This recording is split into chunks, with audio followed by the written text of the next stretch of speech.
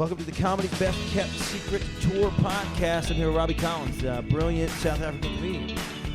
Dude, crushed it. And 2 days in a row.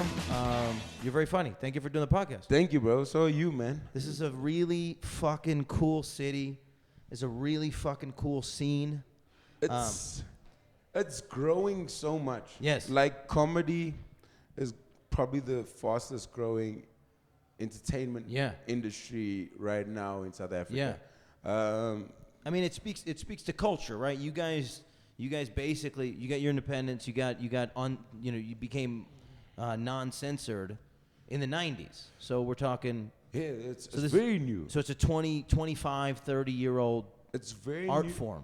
You know, the beautiful thing right now in South African comedy, myself and many other comedians, we were born in apartheid, but grew up in the new democracy. Yeah. So how incredible. We experience the hatred and the heart pain from the past through our parents and through the transition of apartheid into the new democracy, but we've also benefited from the new democracy. Yeah. So we can play on the new South Africa, but we also can't forget the old South Africa because we've experienced it, and you still experience it. We still have racism and stuff. Yeah. But I'll be honest, and I haven't been here long enough maybe to say this, but it feels like you guys are getting there faster than even what we're doing, even still in the U.S. A big thing in South Africa is that people of color are the majority here. Right. In America, people of color are the minority. Still the minority, right. So as all the shit we know that's happening in the States, am I allowed to swear? Yeah. Okay. Yeah. All the shit that's happening in the States, as wrong as we know it is I feel like people of color are still minorities and they're not really heard as much as the previously disadvantaged South Africans who can be like, yo, this is bullshit. Everybody, yeah. So it's everybody. And I'm sure you've seen from just the room we play, it's very mixed. Yeah, this is very mixed. It's extremely mixed. And it's different because the part of town that I'm staying in is not mixed at all. Yeah. And the place that I went to party the first night that I went out, not mixed at all. So it was interesting to see this. This is like in kind of like a rich mall. Yeah, it is. Melrose Arch, where we are right now, was built, and it was meant to be a city where they're meant to be housing like these very lavish flats. Yeah. Shopping malls, and people didn't have to leave this area. Right. That's what the intention was. That was the goal. Yeah. And then somehow that changed. But you know, with South African comedy, I call it the pre-Trevor Noah phase and then the post-Trevor Noah phase. When you said you were a comedian before Trevor became this household name that he is throughout the world, people looked at you funny. Interesting, yeah. Because comedy was a hobby. Yeah. Saying that you're going to be a comedian in this country, or even an actor, was fucking outlandish. How are you going to make money from this thing? You're going to talk shit on stage. That's how they still look at it in the U.S. when you tell people. Seriously? Yeah. So like with Trevor, and especially Trevor's an anomaly, man. Sure. So Trevor came at the perfect time for this country, and that's why his voice is so important. A colored guy, what we call colored in South Africa, which is mixed throughout the world. Right. Black mom, Swiss white dad. Yeah. Speaks a bunch of languages. Right. Good looking young dude. Yeah. He's speaking for everyone. Right. Everyone feels like he's part of them. Right. So his voice was so essential in us growing as a country, apart from him just being a great and very talented actor. Yeah. And I was fortunate. No problem, guys. So I was very fortunate to be able to open for Trevor from his first one-man show. That's incredible. And become friends with the guy. You spend so much time on the road together. Yeah, of course. But like from day walk times, and you saw how he grew. Hotels got better, transportation got better. Right. Like now we're in private jets. Yeah. But I saw how the country and now the world just went, oh, this is our guy. This is a new voice. Yeah. Especially in this day and age in the world where there's a guy who's experienced both things, both spectrums. Yeah. And what Trevor does is pretty amazing. I think comedy is so important to all all nations, especially a new nation, like South Africa. Right. So it's the first art form where you can speak your mind, right, and really bring levity to a situation. Yeah, definitely. We have so much responsibility as comedians, and I know some guys are like, no, I'm just gonna do jokes or whatever. Yeah. But you do have a responsibility. Yeah. As whatever your race is, a white guy, a black guy, an Indian guy, a color guy, whatever you are, you do have a responsibility because there's certain things that we all live by that aren't us. Yeah.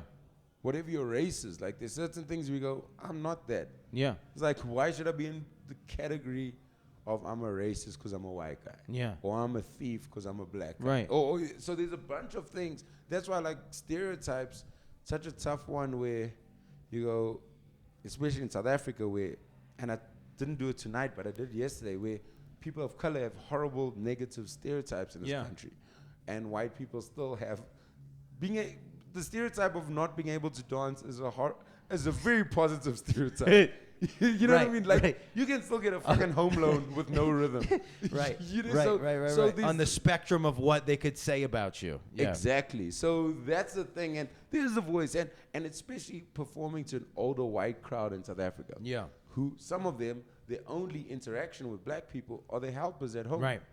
It's their domestic workers. Yeah. So, and especially in this country, that's one job that's looked down upon. Yeah, well, because what's interesting is I don't know who was it. It's either Chris Rock or Dave Chappelle, and they're both prolific, so you forget. But somebody was trying to put in perspective how short ago slavery, racism, all these things were. He's like that was just two grandpas ago, right? Yeah. But for you guys, it was like your parents. Oh, yeah. Like it was right now. My mom was arrested a few times fighting up against the struggle. Like I said on stage, my mom was a nun, and the Catholic Church at the time did a lot of things to fight apartheid. Yeah. She's been arrested numerous times. Just for being a nun?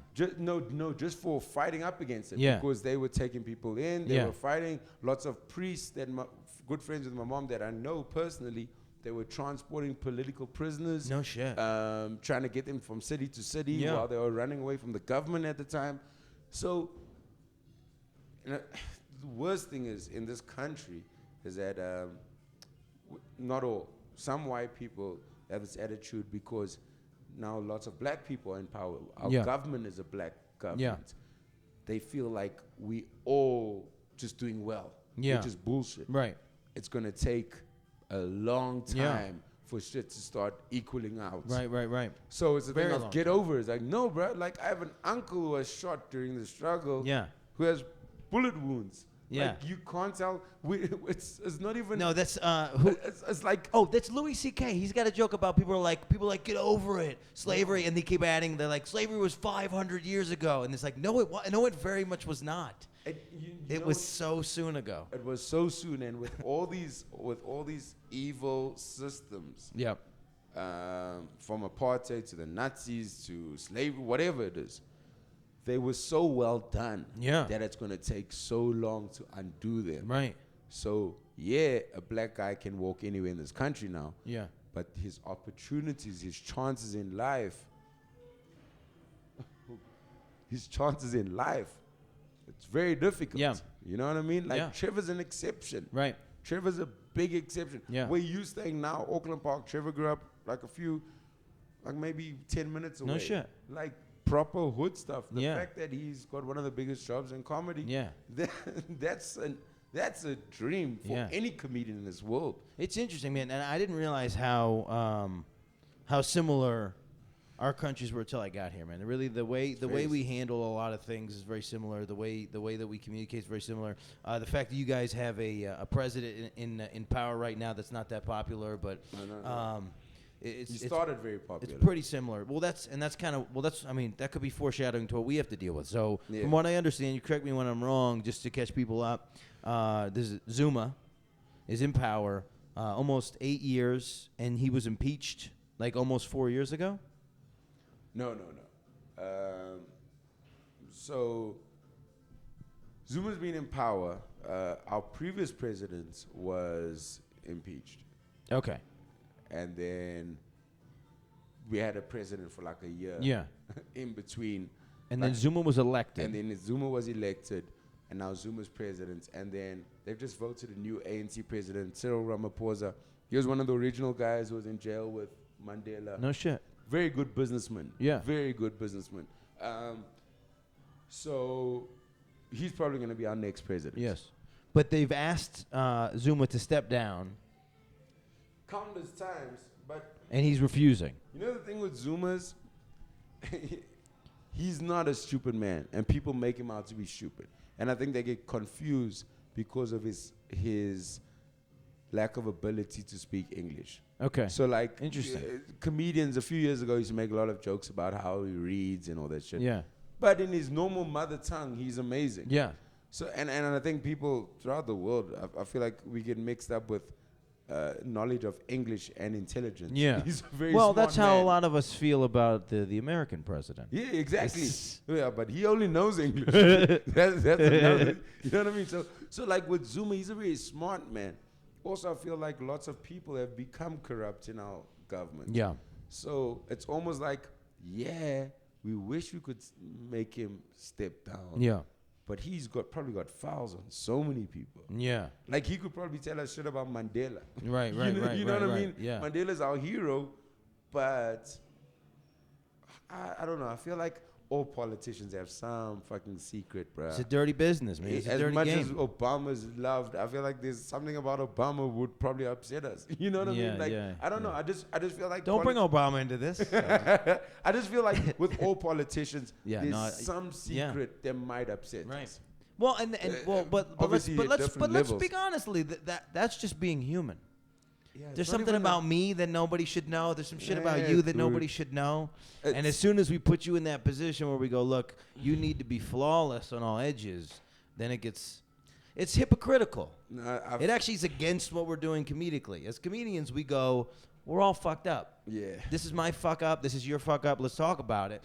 But as politicians, we go, no. We're all normal. Yeah, and that's a scary thing. That's why like I use Bill Cosby and Richard Pryor, a great example. Richard Pryor was known for telling us about his drug abuse, Yeah. hitting women, Yes. him being the biggest fuck up. Yeah.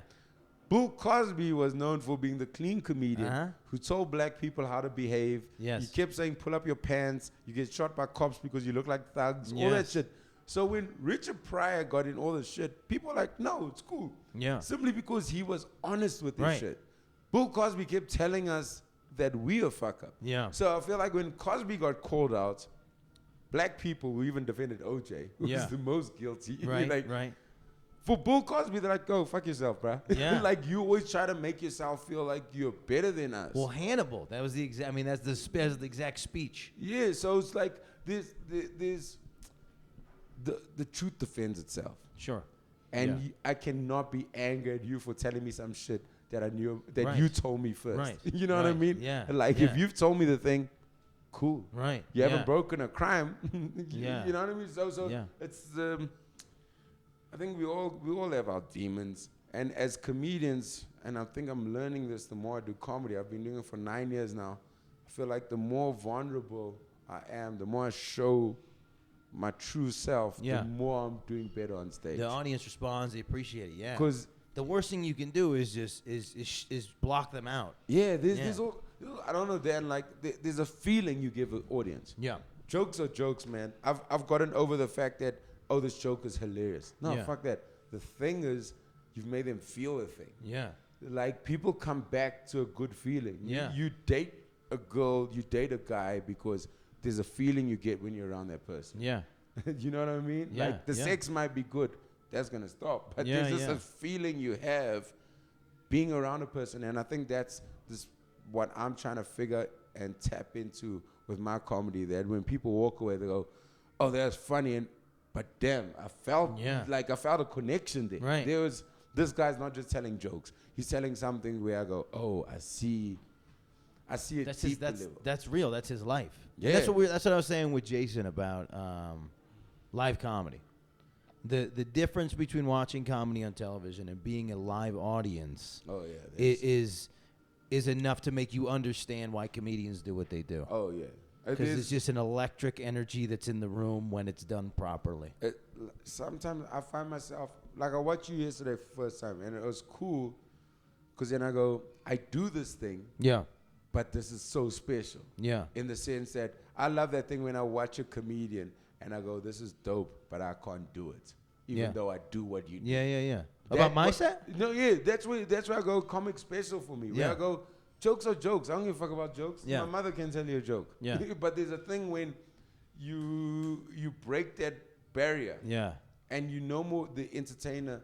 Now you're their friend. Yeah. And then they're going, this is our guy. Yeah. Last night for me was really special because it was like it had all this nervous energy of like, what if they don't know what I'm talking about? What it's like, it's like, and it's that first step. I mean, you've gone overseas, you've gone everywhere. It's my first jump into, does this shit hold up everywhere? Right. And last night I was so vulnerable and so scared. That feeling is fucking nervous. Where you're going, because you know what happens with that experience? It no more becomes, am I funny? It means, am I understood? Yeah. Am I a human? You know what I mean? Yeah. Where they go, oh shit, he's saying some stuff that I feel. Yeah. And I think that's a big thing. A joke, like you know, like when you're on stage and you go, my joke is doing better than I'm doing. Yeah. When you go, I'm riding on my joke, not on me being funny. Yeah. And that's from living in the experience. That's why I always tell guys who sit at home and write like jokes. I'm like, yeah, cool, I can write an hour every day. It don't mean shit until I make strangers laugh. Right. Like, writing jokes at home is a good practice, but it means nothing. Yeah. That's why being on the road, that's why it's so important. Like, I'm in New York from the end of this month, and I'm like, I just want to be there. Yeah. And see and that will help me write material for everyone. Right. Like, I try and write material for everyone in South Africa, but I want to write material for everyone in the world. Yeah, and it does. It becomes a thing where you start to edit down, and as a comedian, you're always trying to find the most, the truest expression of humanity. Yeah. And being able to go across different cultures, you really figure out that these are things that people are feeling, and everybody's the same. It's fantastic. It actually, it connects the world in a lot of ways. Definitely. We have a responsibility as people who have the freedom to voice their opinion. Yeah. We have a responsibility, but we have a responsibility to unite more than divide. Yeah. I think that's a big thing. And whether that's coming through a dick joke, whether it's coming through whatever, there's a responsibility. Yeah. Like when I'm on stage, I don't feel like I'm responsible to my race. I feel like I'm responsible to human beings in general, where I'm going, if I'm going to talk about white people, I don't want to write all white people off. If I'm going to say something that has to do with race issues, I don't want all white people to feel like they're racist. Because I dated white girls. You know what I mean? So where I'm like, I know that's not everyone. But it's so tricky, because at the end of the day, you still got to remember you're an entertainer, and you're not trying to preach to them. Yeah. That's the interesting thing, and that's what I've seen in people's careers over time is once they start to get a really strong opinion, sometimes it does. Sometimes it gets to that point where they once you know that you are successful as a comedian, then sometimes the ego gets to you, and what happens is you go, well, I know what's funny, and then you start talking to the crowd, and you're trying to tell them what's funny as opposed to just creating the funny. And I've seen that happen to so many guys, and some of them come out of it, some of them never come out of it. It's a crazy thing. It's a tough one. Who was that dude? I'm trying to think of. Like, I watched a Nina Simone documentary the other day. Nina Simone, yeah. Okay, I'll holler at you. Yeah. All right, appreciate you, man. I'll holler at you in about. So you said a Nina Simone. I watched a Nina Simone documentary, and that was happening, and she has made a name for herself, and then the civil rights happened, and she. So you're talking mid-60s. Mid-60s, where jazz was still seen as the popular music. Sure. And then she almost went too deep into the civil rights. Yeah. Where people kind of had a. Right, if I listen to her music, then I'm taking a stance. Yeah, and it became real where she'd have records where she'd just play a piano and just like speak over the song. No shit, yeah. Like just say speeches like proper like hectic shit. Right. Where she was like, I hate white people kind of stances. Right.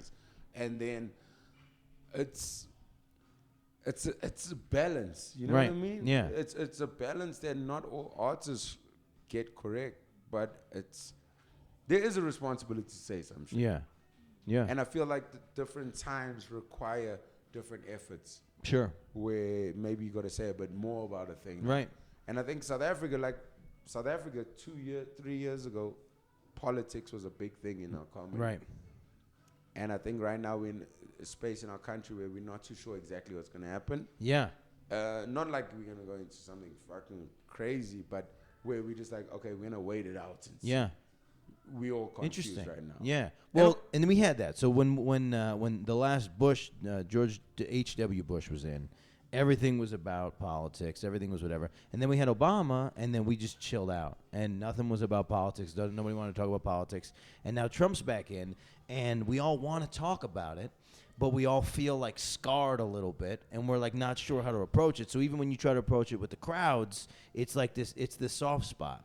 And I felt it tonight. Last night. So last night I didn't know. So I just tried to draw a little bit of the of the relationship between your president and our president, and I could feel the crowd like relate to that moment. And I did the one joke. Tonight I went 2 jokes further, and then and they were kind of like, well, we don't know, And so that was kind of to my detriment. But you can feel it in the room, and it's an interesting, palpable thing. It's so tricky speaking about this shit. Like, I feel like it's cool when guys don't bother that much about politics, because even with the Trump thing, I feel when I was in New York in July for like 3 weeks, there weren't many Trump jokes. There were some Trump jokes, but there weren't that many. Right. And I feel like it's when almost like when your government starts fucking up so much, as a people, we need to start uniting more. Yeah. Where we go, let's not try and divide who's with and who's against this person. Yeah. Let's figure out who's together as human beings. Yeah.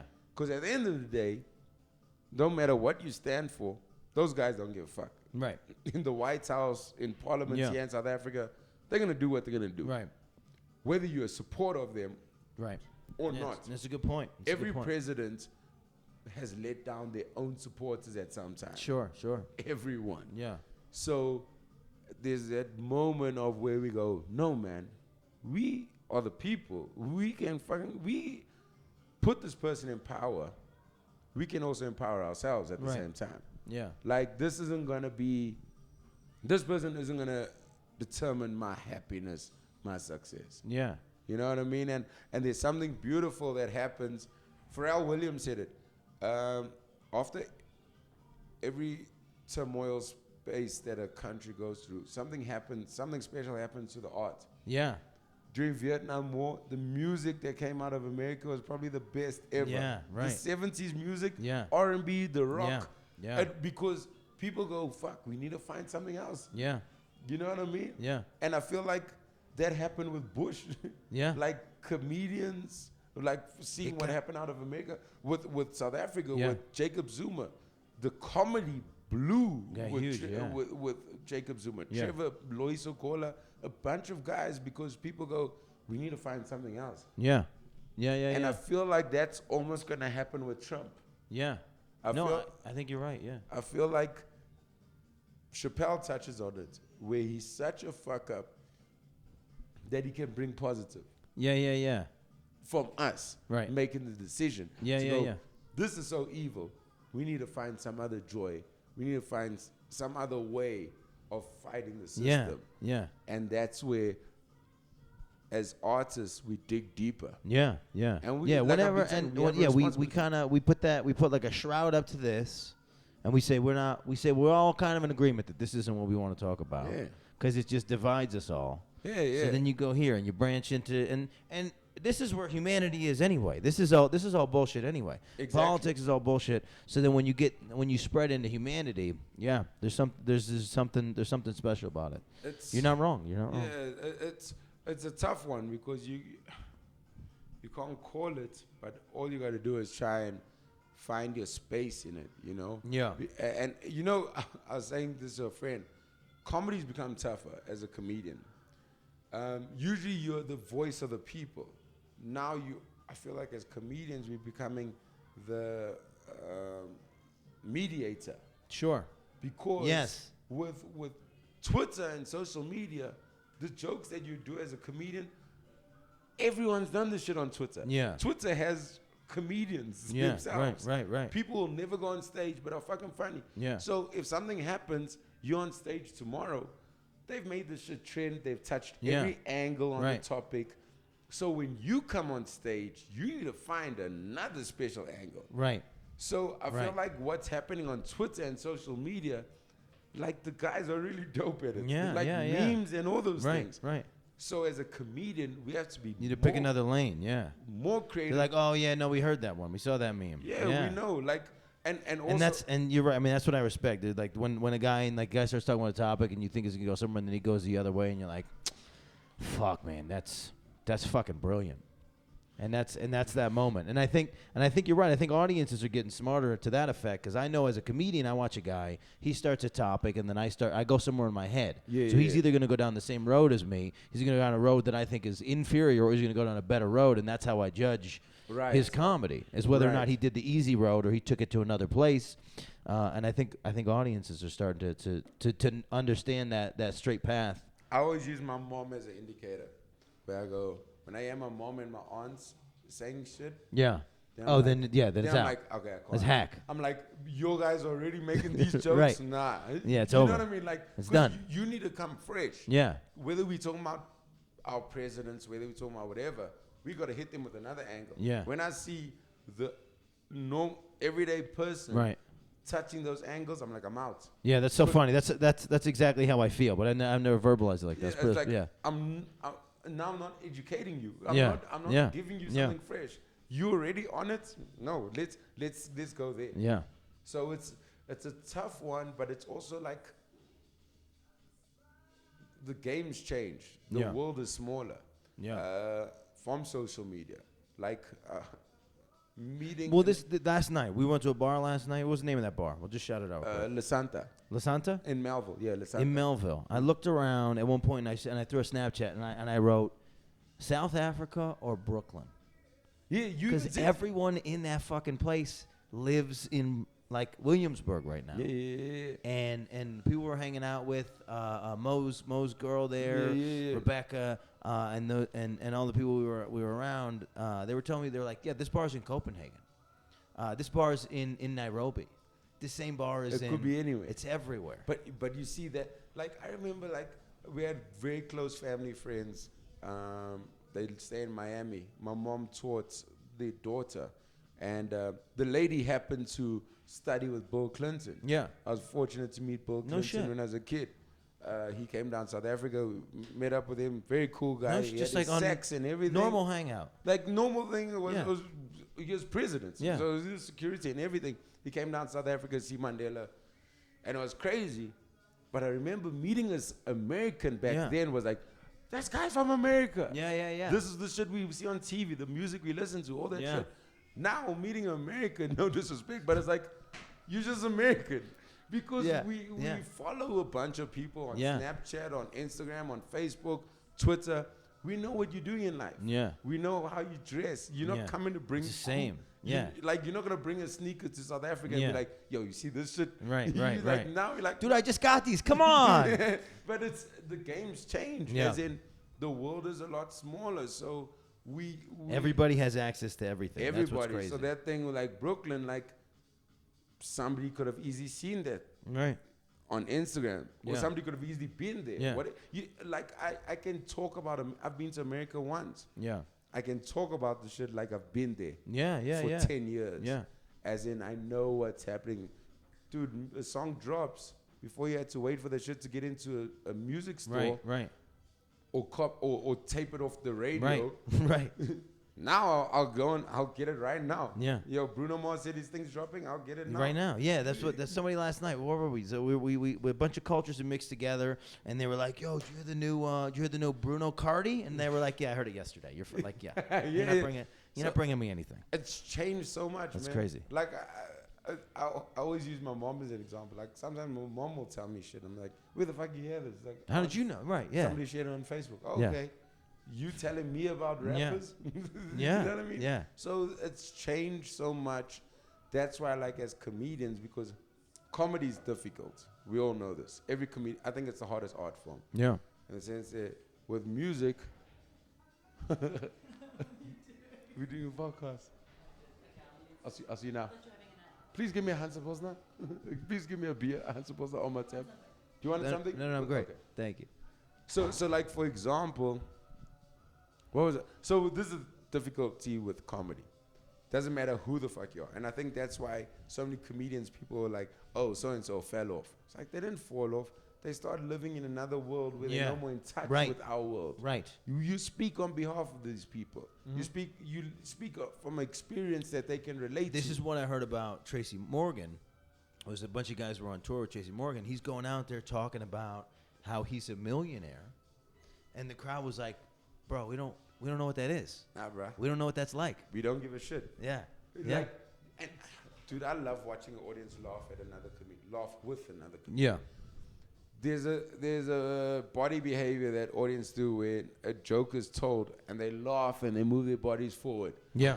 And it's them nodding to the shit. Yeah. They saying, yeah. Yeah. Have you ever watched your audience laugh? It's that thing of, audience don't laugh up straight. They move forward. They're nodding. We're getting you. They start shaking somebody next to them. And it's a beautiful thing to watch from the stage. Yeah. Because they're saying, we see your shit. So now with the comedian, that's why it becomes difficult the bigger you get as a comedian, because you start living in a world that's no more the everyday man's world. Yes. So like, and what makes comedy hard is that whoever you love, Richard Pryor, Chappelle, CK, whatever, I like you, I think you're amazing, but don't do those jokes I know. Yeah, right. If you watch Michael Jackson, yeah, you want to hear Billie Jean. You want to hear the song. Don't tell me, don't sing the song you thought up last night, Michael.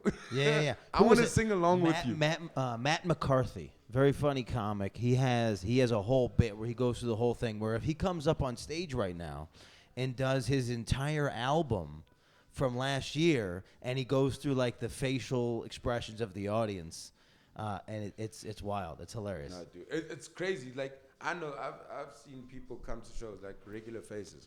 First time do the joke, love it. Second time they're like, yeah, cool, I like that joke, it's nice hearing it. Yeah. Third time they're like, fuck off.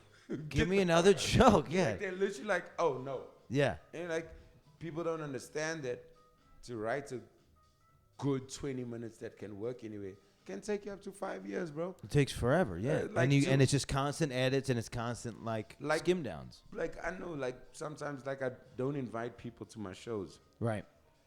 We all make the mistake as young comedians. We have everybody come out, come on out, come see me, all this, you know. But people don't get it because they go, oh, you're doing that joke? I'm like, yeah, I'm doing that joke.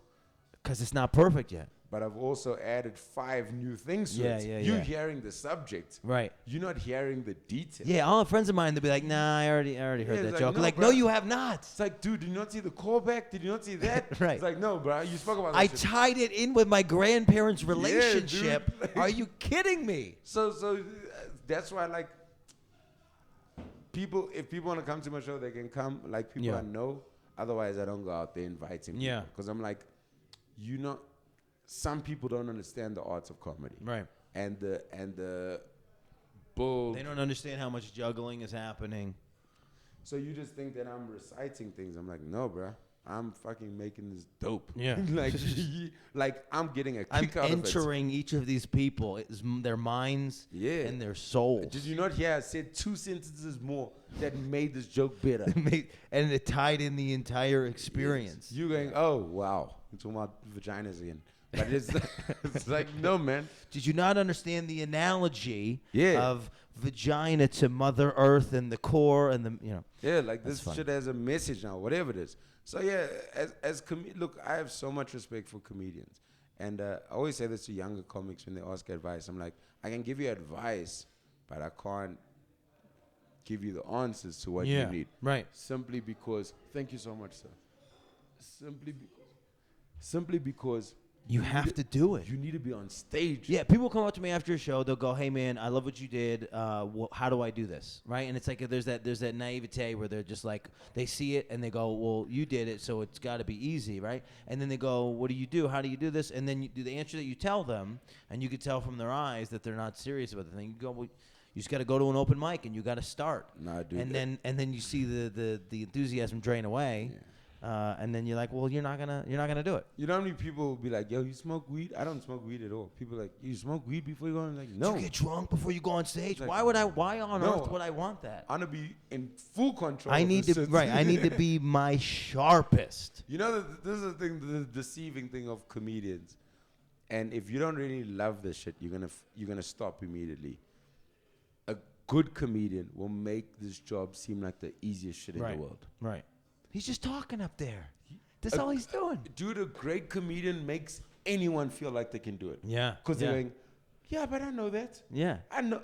That happened to me. Yeah. So you don't understand that the guys try to figure out all of you. First of all, you're having a conversation with 100 fucking strangers at one time. Right. And you had to find the seamlessness of that scenario. So and you got to work backwards sometimes. You got to work backwards, forwards, and find the lane. So you don't get that this homie has worked out so precisely how to incorporate all of us. And how each word leading up to it makes a difference. That's why I was struggling the first night before I went on stage. I was like going through my jokes in my head word for word to even see if all of those words mean the same words here. Because if I say the wrong word, then the whole thing falls over. Like in New York, I had to ask a couple questions. Like I didn't know, like a trolley that we call it here in South Africa. Subway.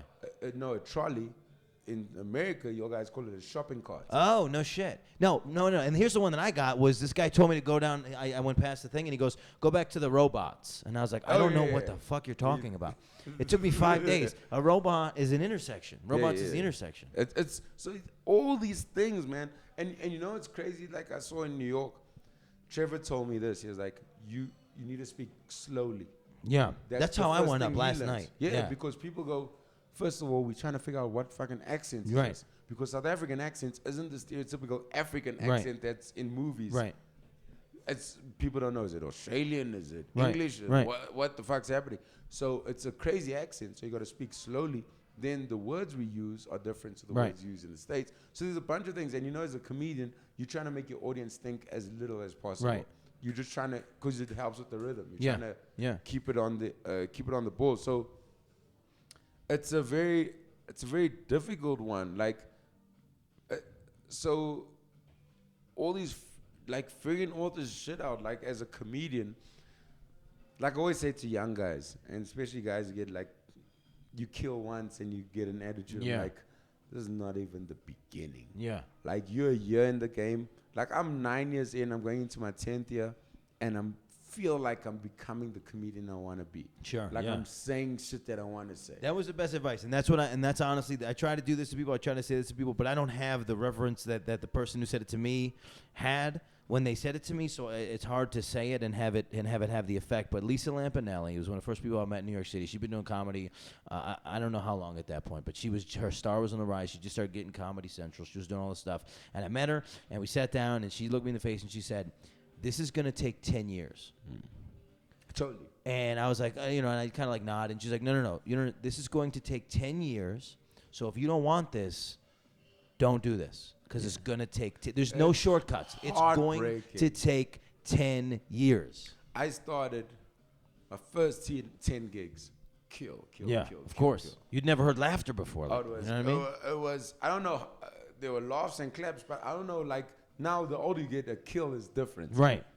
You know what I mean? The level changes. And so, like, what somebody else thought was killing, you're like, man, I wasn't on the night. Kill. 11th gig. Oh, damn.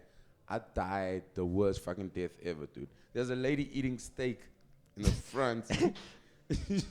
She literally stopped cutting a steak and looked at me and just shook her head like, dude. She wouldn't even take a bite? I still fucking remember that lady's face. I was just like, and it broke me. And because this is pre-Trevor Noah phase. Sure. There weren't gigs everywhere and every night. Right. So the next gig was 2 weeks. Right. Dude, that's for 2 weeks, insane. I was fucking depressed. 2 weeks you hit, right. My mother didn't know what happened to me. She was like, what the fuck happened at this comedy thing? Well, you can't explain it. And so, what's his name? Why do I keep forgetting his name here?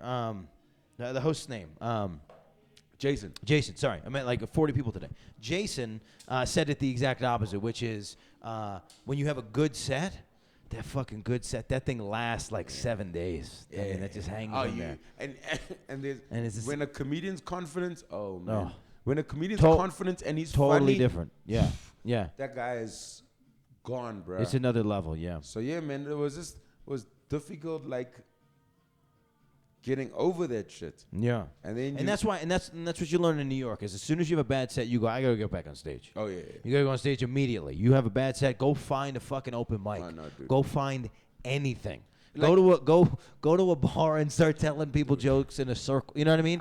Anything to get out of that fucking hole. Yeah, man. It's for me, like, I'll never go out to a party after death. Yeah. I feel like I have no business being out. Right. It feels like that. Yeah. I should not be you feel dancing. invalidated as a person. It's crazy. See, that's the thing. Because when you bomb on stage, this is not a play. Yeah. When you kill as a comedian, you get all the glory. Yeah. Your jokes are dope. You're original. Yeah. Whatever. You're dope. When you people want to bomb, hug you. They want to take pictures with this you. motherfucker's shit. I started in theater. So in a play, you go, the script was bad. Yeah. The director was bad. Yeah. I'm a thespian. Yes. The Right. rest of the cast was shit. I remembered all my lines. When you bomb as a comedian, they're like, that's it. No, that came that from was your you. head. That was you. You thought this shit was funny. So it's a bunch of, there's pros and cons to it. Yeah. The thing is, I'd always say that to a comedian, like, do this shit if you really love it, or don't even do it at all. Right. Because this will test your self-esteem like a motherfucker. It's the same notion. Like, you walk off stage sometimes and you're like, shit, I should have studied. Like, I should have studied. Yeah, that's funny. like, Yeah, fuck, this is the worst thing in the world. We lost the other video, so we're gonna end this part. But let's say we're 40 minutes in. Let's close it out. So you throw them tell them all your social media whatnots. I'm Robby. Robby. Follow you. Robby Collins, ROBBY Collins _, on social media. Yeah, Instagram, Twitter, all the same. Yeah, I'm not on Twitter anymore. Okay. I hate Twitter. Yeah, fuck it. Snapchat. You guys don't do Snapchat out here. I used to do Snapchat, but now I feel like Instagram does it. Yeah. So Well, no, but fucking, we love it. We love it in America. It's like the favorite thing. I also think that your guys have a way better data plan. Yeah, that's true. That is true. Our data is very expensive. Yeah. So I feel like we try and keep That is true. Blame it on the data. Sweet. This is the Comedy's Best Kept Secret Tour podcast. Thank you for listening. We're on Stitcher. We're on Google Play. We're on iTunes, wherever you found us. We're also on the other thing. Real quick, Robby, you're in New York City. You got some stuff lined up end of January. This episode will happen before that. You're in January through March. I'm going to try my best to get you on the Comedy's Best Kept Secret Tour and a couple gigs out in Pennsylvania, New York, whatnot. But otherwise, where else can they see you? Gigs that are lined up. Well, just here in South Africa. If you follow my social media, you'll see where I'm performing. But otherwise, New York, I'm in New York and Montreal. And I'm just going to be gigging. Cool. Well, look out for this dude, man. He's super funny, super hilarious. You guys will be very thankful to go see him do comedy. Thank you so much, Comedy's Best Kept Secret Tour. Get home safe, everyone.